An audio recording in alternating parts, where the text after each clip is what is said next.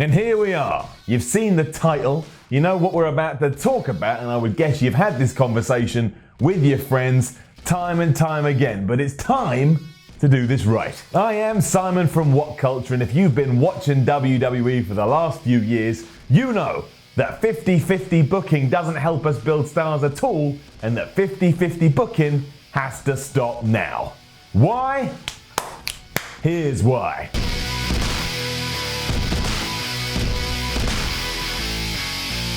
For those that aren't aware, 50-50 booking is exactly how it sounds. So if I'm booked to beat you on Raw, there's a good chance you're then going to be booked to beat me on next week's Raw, and on the Raw after that I beat you, and the Raw after that you beat me, and when it's all said and done, we're basically on exactly the same level as each other, and no one's really been elevated. Straight away, you can understand why this is an issue. Because if you beat me and then I beat you, and then you beat you and then you beat me, or something like that, no one's got anything out of it. So we had this big feud, we had this big program, we did all these matches, and when all is said and done, it was pointless. It was worthless. None of us have moved up the cart, and we've stayed exactly where we were to begin with. And the whole reason for that is because it's true, and worst of all, it's true in the eyes of the fans. How are the fans meant to go, ooh, I should keep an eye on this guy if that guy is treated exactly the same as that guy, and that guy is treated exactly the same as that guy? I know I sound repetitive, I know it sounds stupid, but it's as simple as that. That's the issue that's facing us, and that's the issue that we've got to overcome. You gotta believe that somebody is on the rise because they start making their way through all the competition and seem unstoppable.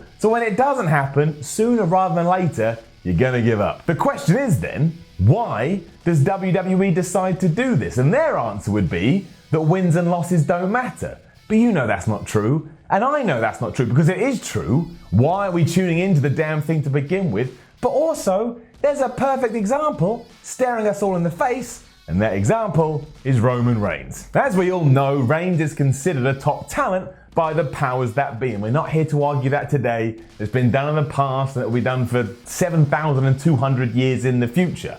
However, because he's seen in this light, he rarely loses. Now, he does lose sometimes, such as he did to Finn Balor last year, but more often than not, Roman Reigns is booked to win, or he's booked so that his character and his push are protected. And yes, this is because WWE wants him to feel strong, and that we see him, e.g. the fans see him, in a better light than everybody else. That's not 50-50 booking. That's not 50-50 booking at all. And if we're supposed to be doing 50-50 booking because wins and losses don't matter, this doesn't make any sense. And yeah, it's not working, sure, but that's a different video for a different time, and it's not the point. More often than not, that is classic pro wrestling, and classic pro wrestling will do what it's meant to do. Take someone like The Undertaker. A huge reason Taker had the aura that he did was because he never lost, and that was the whole point. And when he did start to lose, much as he did in the mid-90s when he started his feud with Mankind, all of a sudden, everybody in the crowd stood up and took notice. They were like, this doesn't happen, therefore, I'm now invested. If the Phenom had lost every week, there is no way he would have been held in such regard. And in fact, it got so bad, when he was biker taken, he was driving around on his vroom vroom, I'm a cool guy motorbike, it did go too far the other way, and he just ran through everybody. And I don't know about you, but I got sick of it. I was like, this is stupid. Doesn't matter who you put The Undertaker against, he's gonna kill him.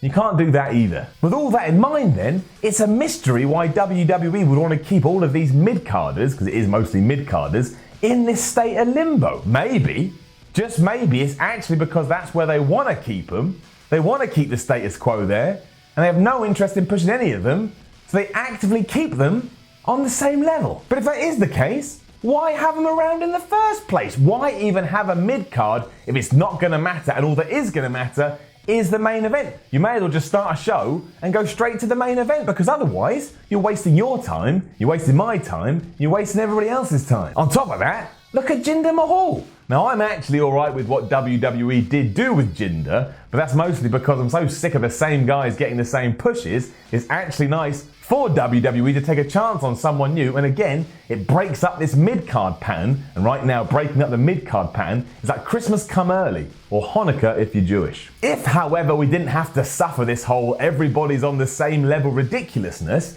when WWE do go, maybe we should pull the trigger on Jinder, it's got a nice rhyme to that, you can have that Jinder, that's all yours. But if they did do that, when they decided to do it, they wouldn't now have to try and build the guy up, because maybe, just maybe, he would have had a highlight or two that WWE could have then worked off, as opposed to just, there you go, Jinder, you're in the main event. Good luck. This 50-50 approach can utterly neuter guys as well. Look at someone like Dolph Ziggler. There was a time where Dolph Ziggler had all the momentum in the world and had the fans behind him, especially when he won that world title and everybody went crazy. But today, he's just some dude. He's won so many matches and then simultaneously lost so many matches as well. You just look at him and you think, I don't know what to think of you, Dolph Ziggler. I think you're incredibly talented, and I think you can go in the ring, but as a character, as a WWE superstar who exists in the WWE universe, you're just a guy, because you win some,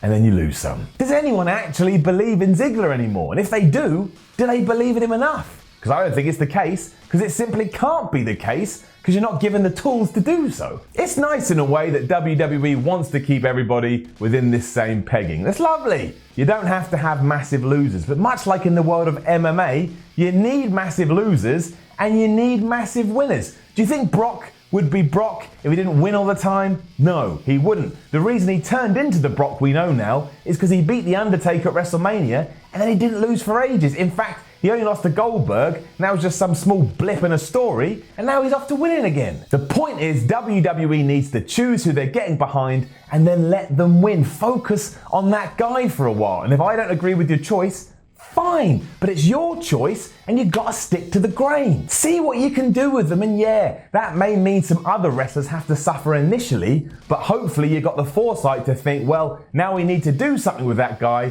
so now we'll focus on him and we'll start building him up instead. You know, pro wrestling. Is this ever gonna change at this point? Maybe, but maybe not, and everybody is just gonna be exactly like everybody else apart from their face. You'll only know they're different people because they have different faces. Aside from John Cena and Roman Reigns. Maybe Braun Strowman, but Strowman's going to lose to Reigns eventually anyway, and that'll be like, you're dead now. And that'll be great. Just great. Now, don't forget to leave a comment below and let us know what you think about all of this, and then like, share, and subscribe, and follow WhatCulture on Twitter at WhatCultureWWE, and come find my smiling face as Simon Miller 316. I am Simon from WhatCulture, and you go out there and you make sure the next 24 hours are damn powerful. Otherwise, they won't be powerful.